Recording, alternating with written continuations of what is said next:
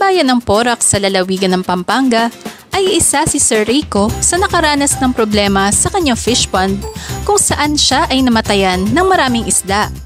Ang kanyang inaalagaan ay red tilapia o tinaguriang kingfish, kung kaya't naghanap siya ng paraan upang maisalba ang kanyang palaisdaan. Nang malaman niya ang tungkol sa atovi, ay agad niya itong sinubukan sa kanyang mga alagang tilapia.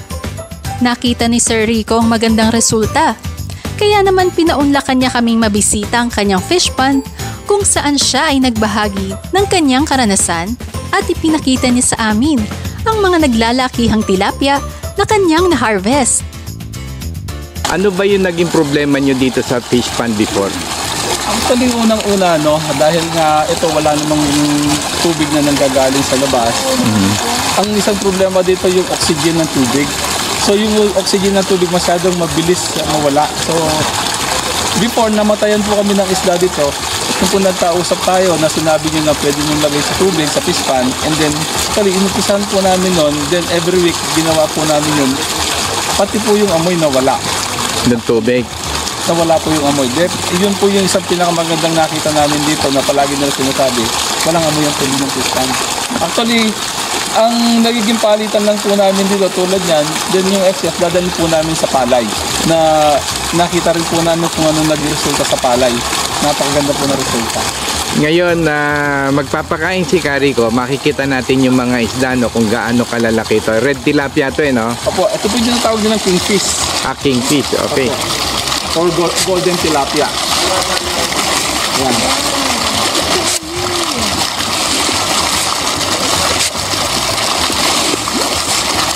Pulo na lang, tumalon sila. Ayun, tumalon. Napaka-active po ng kanilang katawan. Ilang beses po kayo magpakain sa maghapon? 2 beses lang. Ang pinakamaganda rito, simula nang mag-umpisa kami dito, isang timbalang. Umaga sa hapon, hindi kami nagdagdag. So nakasipit po kayo sa pakain? Malaking tipid kasi yung pinakalumot sa baba na rin ang kinakain nila. Yung sinabi ko sa inyo na Oo. yung mga natural food nila, yung mga algae, planktons, Oo. nag-generate, nakita Oo. nyo yun. Okay. Sa tansya nyo, yung inyong alagang isda, gaano kabilis lumaki? Kasi kalimitan ngayon sabi nila yung isang palad yata o 3 fingers o 4 fingers, parang 4 months, 5 months Sa tingin nyo ba, ganun ba o mas bumilis ngayon? Sa tingin ko, bumilis. Actually, yung pumaliliit dito, hindi na rin namin ma-exacto, kasi hindi naman po kami madalas magtanggal. Kumukuha lang po kami yung pangkain. Yung pang pinakamaliit dyan, halos nag-iisang buwan pa lang, halos malaki na, halos 2 to 3 fingers na. Ganun ang bilis, Ganun sila kabilis. 2 to 3 fingers, 1 month from fingerlings, yung price, yung maliit. Opo, kasi maliliit, makikita mo doon sa sulok doon, and then eventually makikita mo, mahaba na sila. Totoo ba rin yun, nabanggit ko sa inyo na miski wag kayo maglagay ng price kasi magna-natural breeding yan, hango na lang kayo ng hango. Kumukuha lang kami. Ang ginagawa po namin dito, kung makikita yung meron kami net doon na malaki yung butas, So pag kumuha kami, yung maliliit na iiwan. Malalaki lang ang nakukuha. Kaya continuous na lang ang harvest. Po. Since 2012, hindi ako nagpalit ng fish. Okay. Yun ang maganda rito. Dati ba ilang beses kayo magpakain? Actually, simula po ang pakain namin dito, isang timbalang sa umaga, isang sa hapon. Yun lang po, kahit nung nag-start kami dito, mga nasa 900 lang, may isda. Nung una pa nga po, naglagay ako dito ng aerator na di kuryente. So, isang gastos pa rin po yun, dagdag gastos po yun. So ngayon nung naidagdag nila yung atobi, ang napansin nyo ba mas bibilis lumaki yung isda ngayon at bumigat? Sa tingin po namin, mas mabilis. Ang unang-una po dito yung lasa. Wala pong kalansa-lansa. Actually, kumuha nga po kami kahapon para ulam. Yung lasa talaga iba. Iba. Nandun po yung manamis-namis na lasa nila. Masusubukan po natin mamaya, magluluto po tayo. Meron po kasi yung kingfish lang sila na hindi ginamitan ng technology. Ito sa Laguna, pag pumunta ka sa mga restaurant, meron naman Kaya lang yung lasa talaga iba. Isda lang. Pwede ba natin puntahan ngayon yung inyong hinuli na isda dyan para makakita? Pwede po, sige po. Sinasabi sa inyo mga 1 month.